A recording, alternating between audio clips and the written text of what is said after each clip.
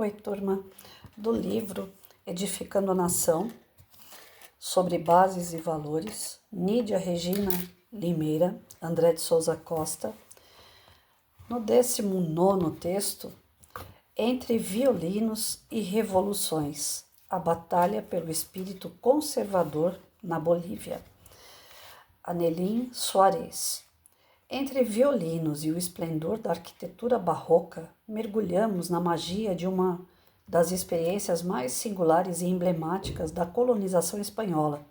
As missões jesuíticas de Chiquitos, na região dos indígenas chiquitanos, no departamento de Santa Cruz, Bolívia.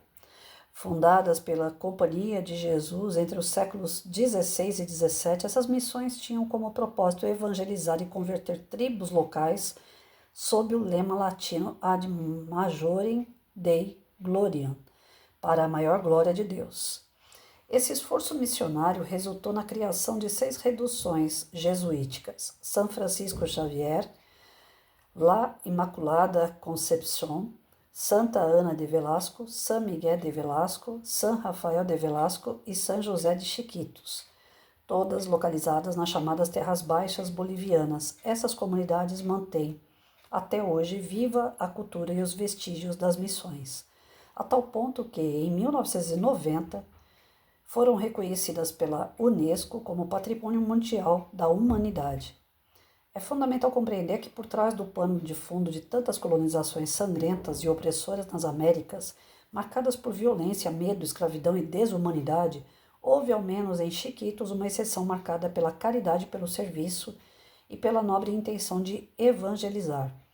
Ali a colonização assumiu contornos de respeito mútuo e intercâmbio cultural, transformando-se numa experiência singular de aproximação espiritual e cultural entre os missionários e os povos originários.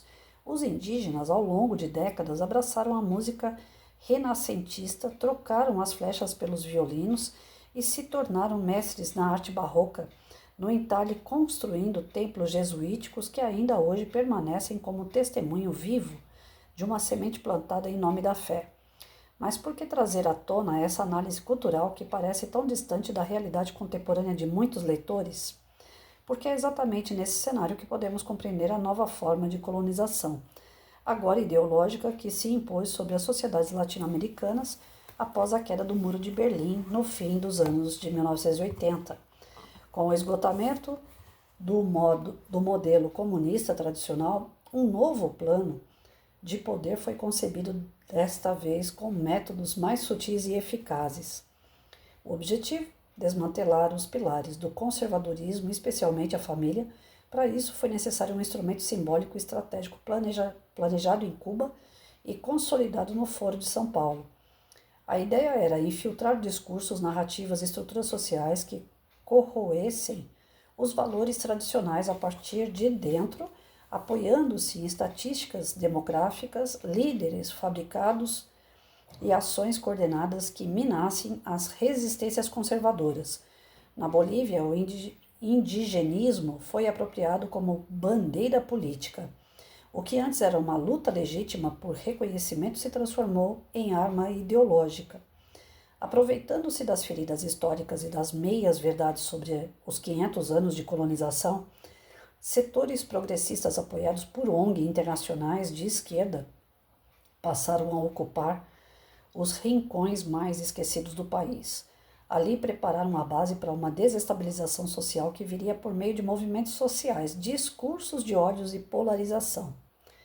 O objetivo dessas resoluções era dar à luz a marionete previamente designada pelo sistema. A urgência em regenerar e renovar a esquerda exigia uma nova roupagem, e com ela a necessidade de inocular nos cidadãos a era do socialismo. Para isso, recorreram a uma estratégia cínica: convencer o povo humilde de que ser socialista era sinônimo de ser sociável e boa gente. Aproveitaram de forma explícita a ausência de governos conservadores sólidos e o desgaste provocado por uma classe política corrompida, cuja crise de legitimidade havia levado o povo à exaustão. Essa amálgama de frustrações, lacunas, ausências e exaustões forneceu a chave que abriu caminho ao obscurantismo do chamado socialismo do século XXI, expressão lançada publicamente pelo ditador Hugo Chávez em seus primeiros discursos à frente do governo venezuelano. De forma transversal e estratégica, essa nova ideologia conseguiu infiltrar-se nas emoções individuais, explorando a confusão e o desalento dos que mantinham a margem da política. Ao longo de anos, promoveu a disseminação sistemática do ódio entre camponeses e indígenas até blindar seu projeto internacional com o verniz boliviano sob o rótulo de indigenismo. Não por acaso, marchas e mobilizações tornaram-se cada vez mais frequentes, gerando um solo instável, se não inequívoco, para qualquer serviço de inteligência estatal de que profundas alterações sociais estavam em curso. O ápice dessa estratégia ocorreu com a ascensão de Evo Morales, então líder da Federação da Folha de Coca, figura que, embora se apresentasse como indígena e camponês, foi escolhido para ser o rosto de um projeto cuidadosamente arquitetado, apoiado por interesses internacionais e promovido por parte da imprensa global. Evo simbolizou o novo modelo socialista indígena boliviano. Sua ascensão foi precedida por uma revolta popular em 2003. Culminou na renúncia do então presidente Gonzalo Chances de Losada, abrindo caminho para a chegada do MAS-IPESP, Movimento ao Socialismo, instrumento político pela soberania dos povos. Uma vez no poder, o projeto avançou rapidamente com o apoio de uma oposição funcional. O governo convocou uma Assembleia Constituinte que alterou profundamente a Constituição boliviana. A nova Carta Magna selou uma ruptura institucional que colocou em risco as liberdades individuais dos cidadãos. A religião foi retirada da Constituição e a Bolívia passou a ser oficialmente um Estado laico. Em seu lugar foi imposta uma cosmovisão indígena como referência superior. O currículo escolar foi reformulado colocando o Estado acima da autoridade dos pais. E talvez mais simbolicamente, a folha de coca foi constitucionalizada, num processo que camuflou a liberação de drogas sob pretexto de resgate cultural. Esse novo costume foi propagado como expressão da identidade nacional, promovendo uma ideia de liberdade que na prática conduzia a um progressismo libertário e desestruturante. Hoje, o conservadorismo se encontra sob constante ameaça. Os planos de seus opositores incluem sua exclusão sistemática de escolas e universidades, justamente para impedir o surgimento de novas gerações com formação e consciência crítica.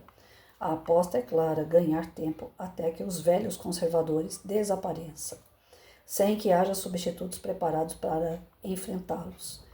Na Bolívia, o despertar para essa realidade demorou 137 anos desde o último governo conservador.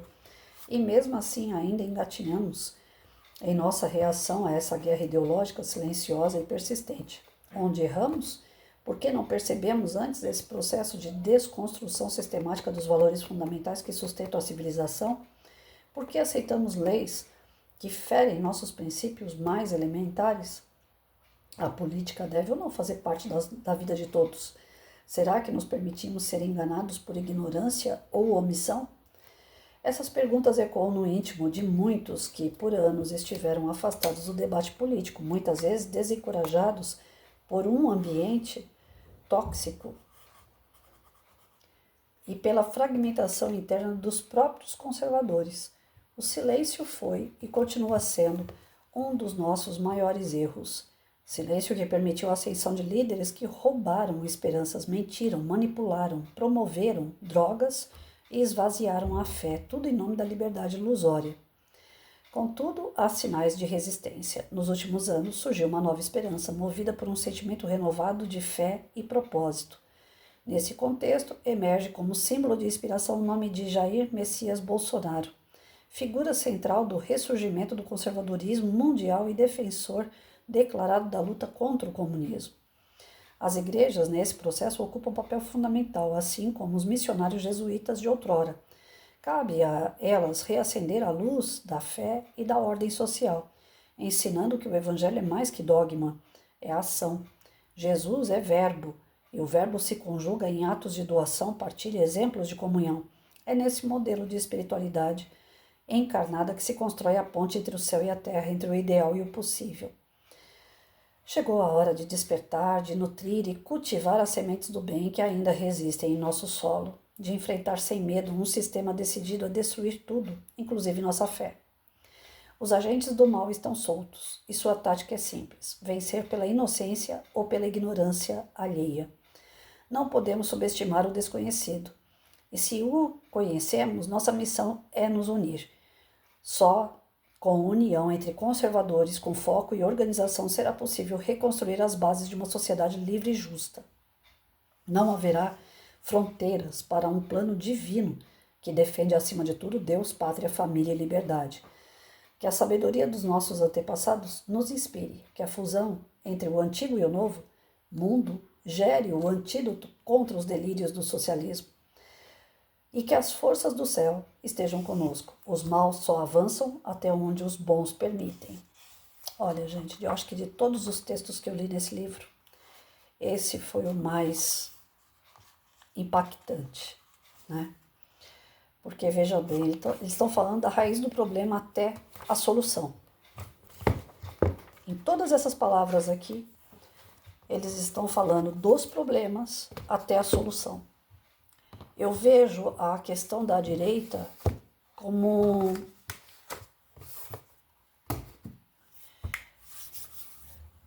eu tenho que tomar cuidado com as palavras, mas vamos lá. Quem é da direita, geralmente são pessoas boas.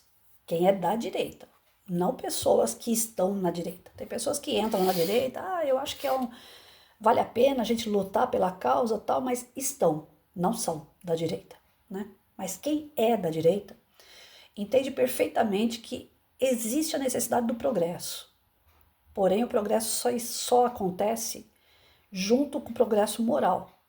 Se você não tiver um progresso moral, todo progresso, seja político, econômico, financeiro, ele cai por terra, porque são coisas passageiras. Não adianta não você ter uma mansão, viver dentro de uma mansão com 5 quartos, com 10 banheiros, com televisão, com rádio, com celular, com carro do ano, se dentro desse palácio as pessoas não convivem bem. Então eu digo que a política ela tem que visar a questão moral, ela tem que visar isso aí. Eu não sou da direita porque eu me simpatizo pelo partido A, B ou C. Eu não sou da direita porque eu não gosto da esquerda. Eu não sou da direita porque os meus pais eram da direita. Eu não sou da direita porque meus amigos, grande parte, são da direita. Não, eu sou por um ideal. E o meu ideal é o valor e princípio. Então eu sou da direita porque ela corresponde aos valores que eu tenho, aos princípios que eu possuo. E elas representam isso na ação, né? Então, como eu acompanhei a Damares quando foi na era do Bolsonaro. Ela teve carta branca para correr atrás, investigar e punir pessoas que traficavam crianças. Ela constatou o grande tráfico de crianças na região norte do nosso país. E ela tentou combater o mais que ela podia em relação a isso, enfrentando inclusive problemas pessoais de segurança. Ela tinha um ideal ali e ela lutou por aquele ideal, então ela me representa, né? Eu vejo hoje um debate da direita muito grande em relação à posição da Michelle Bolsonaro, né? Ela foi lá, ela lavou a roupa suja perante todo mundo, ela não teve nenhum tipo de cuidado em relação a isso, ela se expôs, porque ela tem uma opinião de valor. Não é por uma questão de política, acordos políticos. Ela não visou o que ela ia ganhar com a fala dela. Ela simplesmente colocou a sua questão de princípio e de valor. Flávio Bolsonaro está fazendo aliança com Ciro Gomes para conseguir os votos do Nordeste, que certamente é a região que vota no Lula. Então, uma articulação política para ganhar eleitores, para ganhar uma eleição. É como se você estivesse vendendo a sua alma para o demônio para conseguir um benefício em troca. Nós não vamos conseguir fazer uma política diferente, voltada para o bem, com as velhas raposas no nosso meio. E a Michelle foi lá e falou: eu não aceito esse tipo de aliança. Vai contra aquilo que eu acredito, né? Aí as pessoas pegaram um episódio dela com Alexandre de Moraes, dizendo que ele era irmão. E colocaram aquela conotação, naquele contexto, de que ela chamava o Alexandre de irmão e o Ciro de inimigo. O Ciro é centro-esquerda. Ele sempre tendeu para ir para a esquerda. Quem é centro, a gente já tem aquela ideia de que quem faz parte da política centro já é esquerdista. Porque a partir do momento que você fica naquela, se for de conveniência, eu vou para a esquerda, se for de conveniência, eu vou para a direita, você não tem um caráter assumido. Você não tem uma definição de tipo de valor e princípio que você possui. Quem é direita é direita. Agora, existem os extrema-direita? Existe, que também é errado. Direita representa fazer o que é correto, fazer dentro do princípio e valor, valorizar a família, liberdade, né, a dignidade humana. Isso é ser da direita. O extrema-direita que fala mal, que deseja o mal para a esquerda, ele está fazendo contra o que Jesus disse. Jesus disse que a gente tem que mostrar a outra face. A outra face não é, olha, vem cá e bate no outro lado. É você mostrar o lado bom. Então, da direita, eu sou da direita, ela preserva princípios e valores morais. E a Michelle, ela foi lá e deu a opinião dela. Ela falou, olha, eu, pelos meus princípios e valores, não aceito esse tipo de acordo. Se o povo vai votar no Lula porque não acredita no Bolsonaro ou no Flávio Bolsonaro, é problema desse povo, ele vai continuar sofrendo. Agora, para vencer uma eleição, eu sou obrigada a apelar para ir lá para o centro-esquerda, né? Para um cara que também já foi julgado por corrupção, por um cara que é o articulador do sistema político, que o Ciro era um articulador do sistema político. Ele, o Temer, tantos outros, né? Fernando Henrique. Então nós temos aí um grande problema dentro da direita, que as pessoas da direita começaram a se dividir. Ah, eu tô com o Flávio até o último dia, porque ele é aquilo que Bolsonaro indicou, né? Bolsonaro indicou o Flávio porque ou era ele ou era ninguém. O Eduardo tá fora e não pode entrar. O Carlos, ele ainda é muito imaturo. Não está preparado para um cargo tão forte assim. Talvez não venceria as eleições, até mesmo porque não é totalmente conhecido no Brasil. Então, o Flávio, por já ter uma bagagem de Senado, aquela coisa toda, vamos colocar ele, porque se não for ele, eu vou ter que colocar alguém do centro, que seria o Tarcísio. O Tarcísio é centro também. Só que o Tarcísio tem uma posição centro-direita. Como eu falei, quem está no centro já é esquerda, porque não tomou uma definição. Mas o Tarcísio, ainda que seja do centro, ele tem atitudes da direita. Ele tem bastante ações voltadas com o pensamento, com a lógica da direita. Seria menos mal. Mas ele faz parte de um contexto político do partido dele. Quem garante que o Tarcísio teria autonomia para trabalhar como presidente, como ele tem como governador? Talvez o centro, a posição centro que ele tem, hoje dê condições dele ter autonomia para o trabalho, porque estão fazendo o nome do Tarcísio. Mas quem garante que ele, com o nome, com o peso do cargo de presidente, ele teria essa mesma autonomia? Então, para não correr esse risco, o Bolsonaro falou, não, vai o Flávio, que o Flávio, pelo menos, eu consigo ir controlando daqui, né? Ele vai ser meu testa de ferro. Só que a articulação de Flávio com o Ciro não estava no script até então. E a gente não sabe se isso partiu do Bolsonaro. Algumas pessoas falam, como ele é o testa de ferro, provavelmente sim. A lógica seja ganhar os eleitores do Nordeste através do Ciro para não ter o questionamento das eleições. Agora vai ou racha, né? Ali é uma área que o Ciro ganha fácil. Só que a Michelle tem a questão dos princípios e valores que não aceita esse tipo de coisa. Pelo fato da gente não se entender dentro da própria direita, com esses pesos e medidas, faz com que a gente enfraqueça. Aí, se você entra na rede social hoje, grande parte das pessoas que estão ali diariamente acompanhando, que eu já cansei de ver, né, o pessoal da política, seja da Michelle, da Maris, sejam os, como é que eu falo?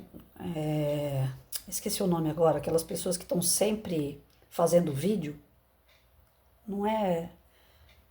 Poxa vida, esqueci o nome agora. Que são pessoas que fazem vídeo o tempo todo, que programam vídeo o tempo todo.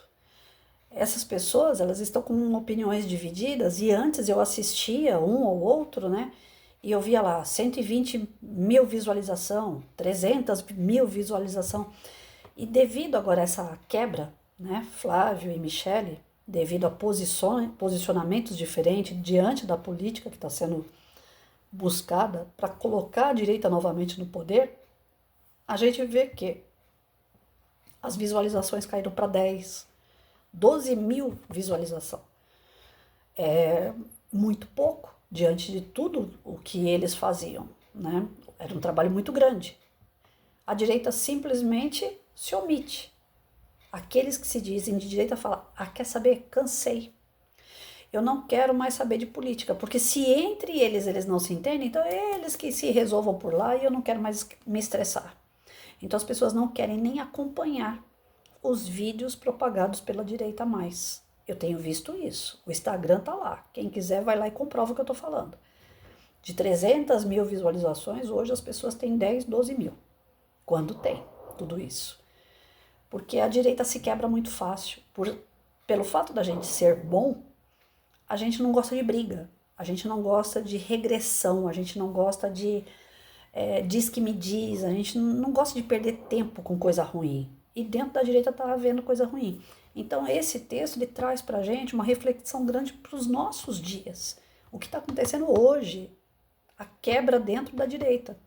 Aí a própria direita fala mal da Michelle, a própria direita fala mal do Flávio Bolsonaro.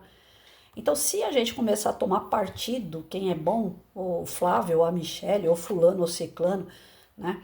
Se a gente começar a tomar partido dentro da questão da direita, a esquerda senta e fica aplaudindo, com pipoca na mão.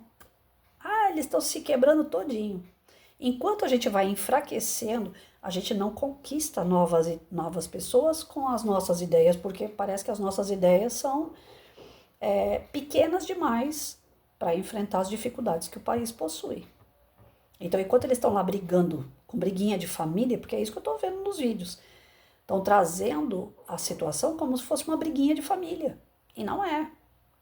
São posturas políticas diferentes mediante os valores que cada um carrega. Mediante a urgência da situação. Então, se for ver, um e o outro não estão errados. Os dois estão certos. Princípio e valor de um lado e emergência de ligações, coligações, para uma eleição que está aí, faltando alguns meses para acontecer.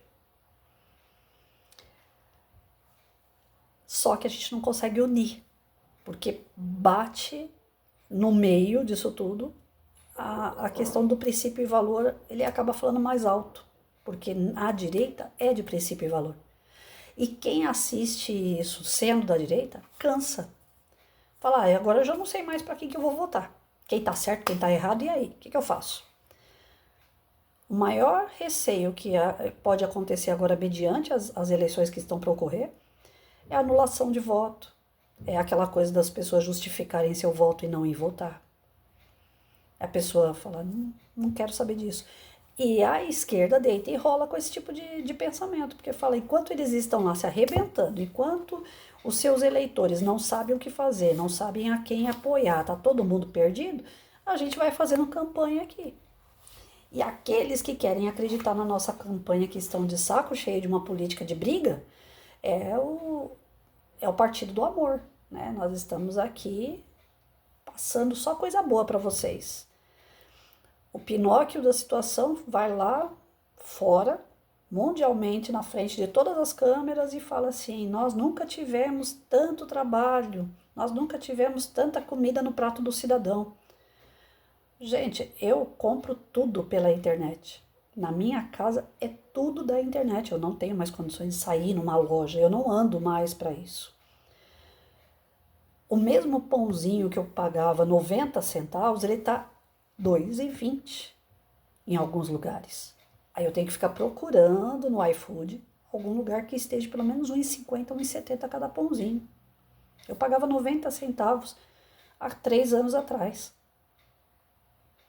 Então as coisas estão tão absurdas e o Pinóquio vai lá e fala que não, que tá tudo na mão, que tá tudo fácil. Agora tá chegando tudo com muita rapidez na mão das pessoas.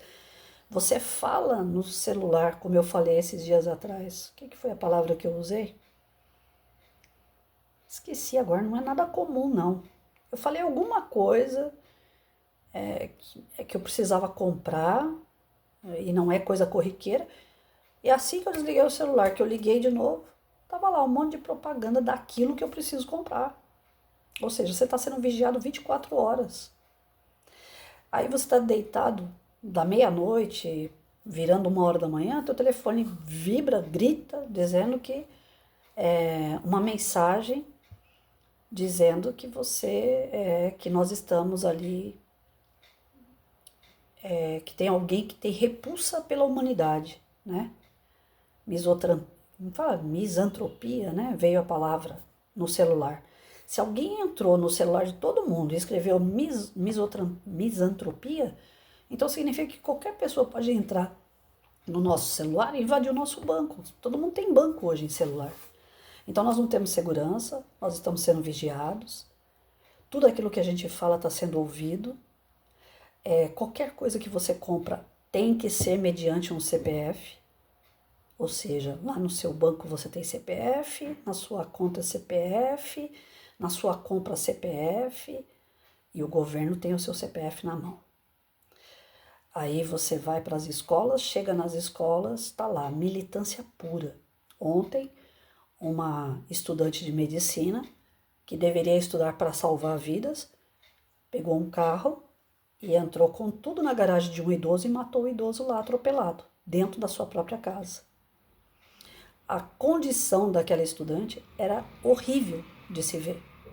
Totalmente drogada, desequilibrada, alguns falam possuída, mas ora, que tipo de médica ela vai ser? E ela vai sair dessa situação e ela vai continuar estudando e ela vai se tornar médica. E aí? Porque não tem lei no nosso país que segure uma bomba dessa. Então nós estamos vendo o nosso país se quebrar mediante a falta de moral, de princípio. Nós estamos vendo conveniências em jogos políticos, que são perigosos, o toma lá da cá. Você vota em mim, você continua com Bolsa Família. Aí tem algumas pessoas extremistas que querem também, se votar em mim eu acabo com Bolsa Família. Então você não vai ser eleito. Porque num país que está acostumado a não tomar lá da cá, se você for extremista demais, você não vai conseguir nada. Não tem eleitores suficientes para concordar nas urnas que deve ser extinto o Bolsa Família. O que tem que ser feito com a população é uma conscientização que o Bolsa Família é somente para aqueles que não têm condições de trabalhar. A pessoa ficou desempregada, a pessoa está doente, não tem condições nenhuma de se movimentar, de fazer nada. Aí aquele cara precisa de um Bolsa Família. Aquela pessoa que trabalha o dia inteiro e ganha R$ 100 numa faxina de uma casa, ela não tem condições de comprar o próprio gás dela. Essa pessoa pode ganhar o Vale Gás. O paternalismo do governo para aqueles que realmente têm a necessidade. Por muitos anos se ouviu falar do carro-pipa levando água para o Nordeste, para os coronéis, para os políticos. Isso é ótimo. O povo fica ali na palma da mão. Vota em mim que você tem água. E por que não fazer um rio, fazer a transposição de um rio para aquele local que não tem água? Por que não mudar aquelas pessoas, trazer as pessoas para mais próximo de uma cidade, um local onde elas vão ter condições de se desenvolver? Então, na Bolívia aconteceu exatamente o que está acontecendo hoje. Por isso que eu falo que esse texto foi um texto mais impactante de todos que eu li até agora. Ele pegou a educação, ele pegou a saúde, ele pegou a segurança, ele pegou todos os pilares. Por que a Bolívia falhou? Eu estava em sala de aula ainda dando aula, chegou um aluno com 14 anos, sem documento, sem conta de telefone, sem comprovante de residência, sem a sua transferência, sem eu saber que série que essa criatura parou, porque não tinha nenhum tipo de documento que comprovasse.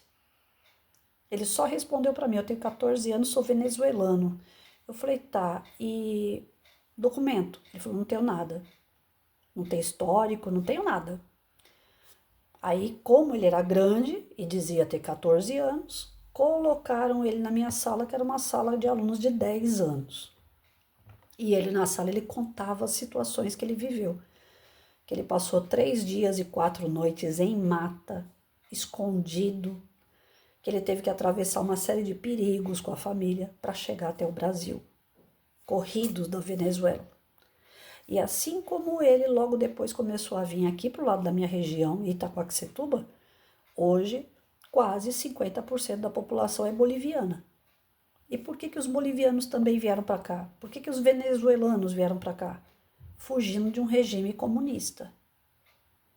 E aí vocês vão dizer para mim assim: de onde que você tirou que o comunismo, o socialismo não presta? Foi dos livros de história? Não, foi da minha realidade.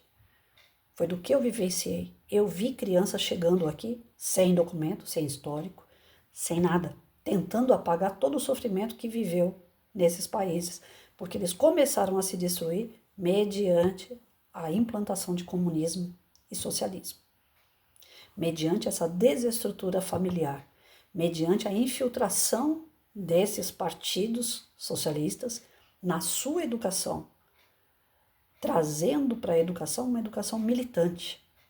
Se vocês verem para o lado do Oriente, as crianças, 5, 6 anos de idade, elas são ensinadas a carregar fuzil.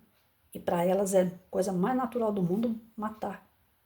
Porque culturalmente elas foram instruídas para isso.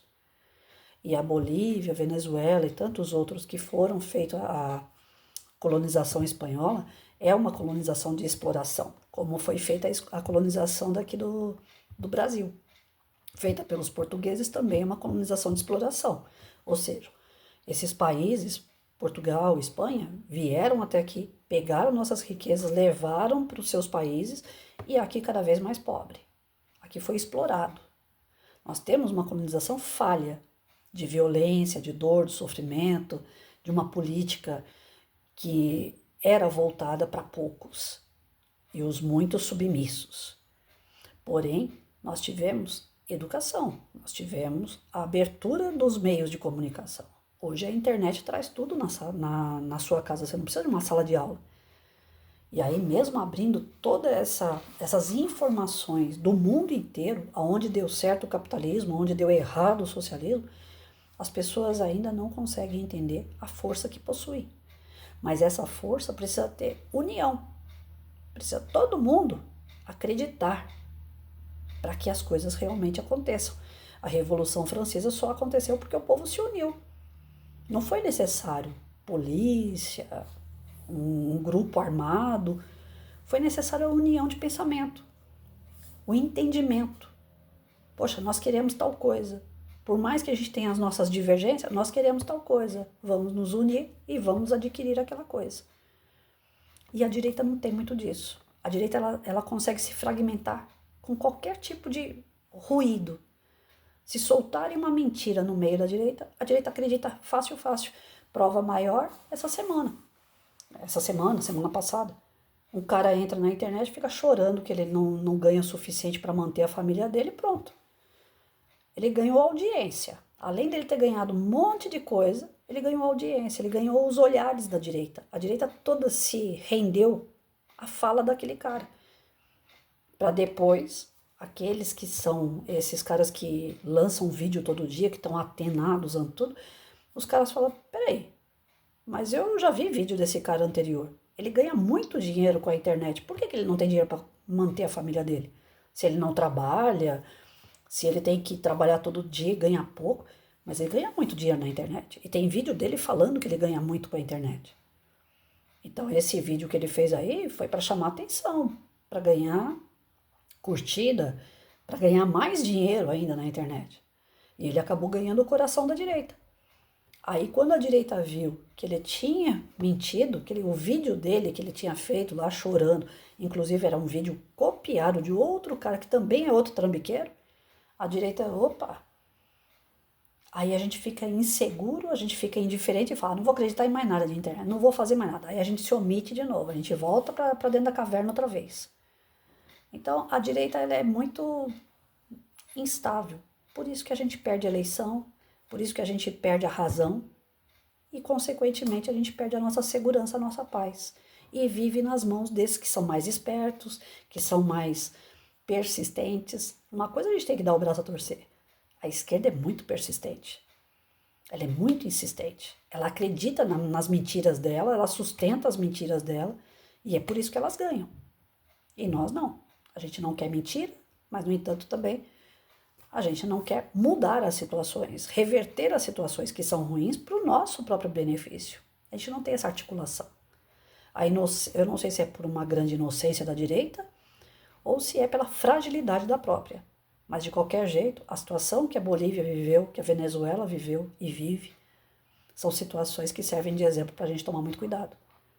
Porque possivelmente nós já estamos vivendo o que elas vivem em algumas situações e elas podem se agravar. Não é sendo pessimista, não. É sendo realista. Ou a gente muda nosso foco, se fortalece, se une, tenta entender o processo e não desiste, ou nós estamos na água de salsicha.